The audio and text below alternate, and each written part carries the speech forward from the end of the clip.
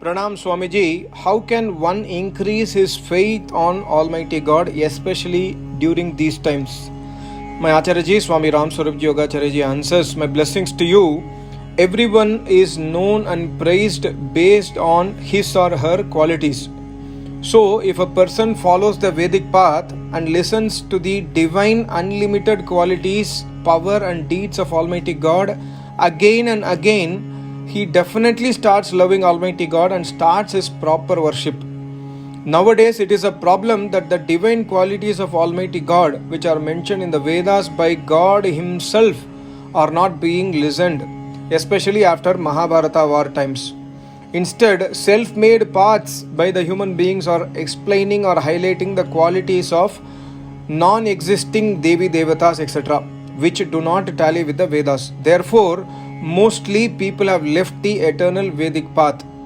The eternal Vedic path makes a man healthy, wealthy and wise, with long life and destroying all his problems and sorrows.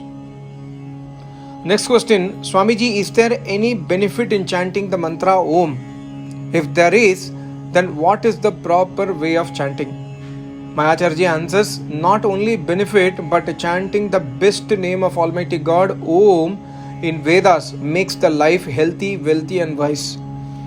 Even if a person takes good knowledge of Vedas under the guidance of a learned Acharya of Vedas and then follows the Vedic marg and chants the name of God Om daily, he even gets salvation. What a beautiful answer. Next question. Swamiji, Namaste. What offering can we offer in the front of Gayatri Ma statue and how many times a day? Thank you. My Acharya answers, Namaste ji. Gayatri mantra is mentioned in 3 Vedas. Vedas are eternal knowledge which emanates directly from Almighty God in the beginning of each and every non-sexual creation. Secondly, God is always formless. Therefore, Vedic mantras are also formless. Therefore, Gayatri mantra does not have any statue. Just to clarify, there is nothing called as Gayatri Ma who has a statue. Next question, Sat Sri Akal Swamiji, when God is everywhere, why do we human beings feel alone? Why do we say, I am alone? I am disturbed with my own self. Please help me. My Acharya answers, Sat Sri Akal ji, yes, God is everywhere, but the said statement is mostly based on bookish or literal knowledge only. For example, if a student reads the formula of water as H2O, it means he has read and his knowledge is bookish only. But if the same student happens to go in the lab under the guidance of his professor and does the experiment to pass the electricity through the water, then he would get the experience of the formula H2 plus O. Similarly, if a devotee follows the Vedic path and eternal worship under the guidance of a learned and experienced Acharya, then either in his present life or in the future lives, he would be able to realize the presence of Almighty God everywhere, even within himself and also outside. Such a saint, such a yogi never feels alone. Sri Guru Bani also says, Sun ake vadda sab koi, keval vadda ditta hoi. What a beautiful answer. Next question. Swamiji, it breaks my heart that the word Veda has been hijacked by many Indians to include the things which are anti-Vedic. For example, astrology, which is branded as Vedic astrology, whereas there is nothing Vedic about it. Similarly, Vedic mathematics, not sure if the subject being taught today has anything related to Vedas in it. Similarly, yoga is being marketed as a system of exercises rather than what it is really. How do we stop misuse of these eternal words? My Acharya answers, yes, you are right. The present astrology, the yoga teaching in a room or a park, commercializing it, etc., and mere systems of exercise do not exist in the Vedas. As regards to mathematics, it does exist in the Vedas, but if some additions and alterations are made in it, which does not exist in the Vedas, then it is a matter of great sorrow. As regards to stopping the same, I think preaching of Vedas at a large scale by learned of Vedas and Ashtanga Yoga philosophy is needed because nowadays, as quoted above, yoga teaching etc. have been made professional. That is, have been made as a matter of earning money and living upon.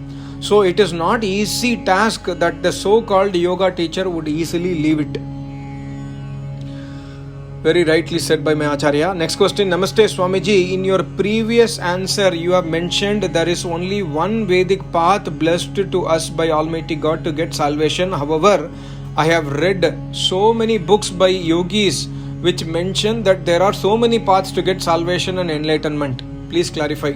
My Acharya answers, Namaste Ji. If you believe in those books, then you may follow those, please. What a beautiful answer. Next question, Namaste Swamiji, does Ashtanga Yoga differ from Raja Yoga and Kundalini Yoga? My Acharya answers, Namaste Ji, yes please, Raja Yoga and Kundalini Yoga differ from Ashtanga Yoga. Vedas only has Ashtanga Yoga. Next question, Namaste Swamiji, Pranam, you have consistently spoken about the formless Almighty God. How do you explain then Shivalinga? Because it has been mentioned in the Ramayana and other scriptures that Lord Rama prayed before Shivalinga before heading towards Sri Lanka. There are instances of Linga appearing from the earth as a Swayambhu and temples have been built on them. Please explain. My Acharya answers, my blessings to you. Worship of Shivalinga does not exist in the Vedas. So the learned of Vedas do not accept it. Secondly, Rishi Valmiki ji has written biography of Sri Ram in the Valmiki Ramayana, which is true.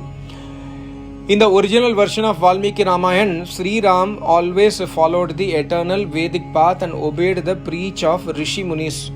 According to the said Ramayana written by Valmiki ji, which is authentic and true, Sri Ram never worshipped Shivalinga before heading to Lanka.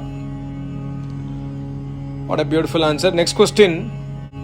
Swamiji, if there are no other options available with me, then can I take vegetarian food in a non-vegetarian restaurant? My Acharya answers, my blessings to you. If there is no option available and you are helpless, then you can take vegetarian food in a non-vegetarian restaurant. Last question for today. Respected Swamiji, can an unchaste woman become or said to be chaste in her lifetime as per Vedas? Or will she always said to be unchaste by the society?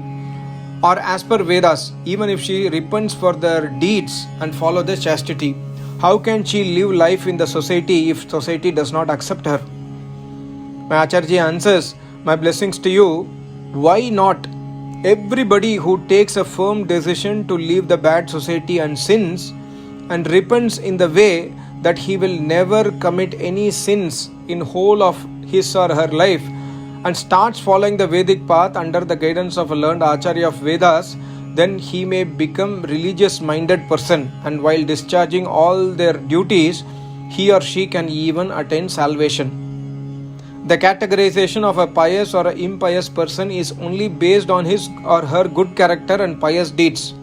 So, when a person leaves the sin and follow religious path as quoted above, definitely after some time the society will consider him or her as pious person and not impious person.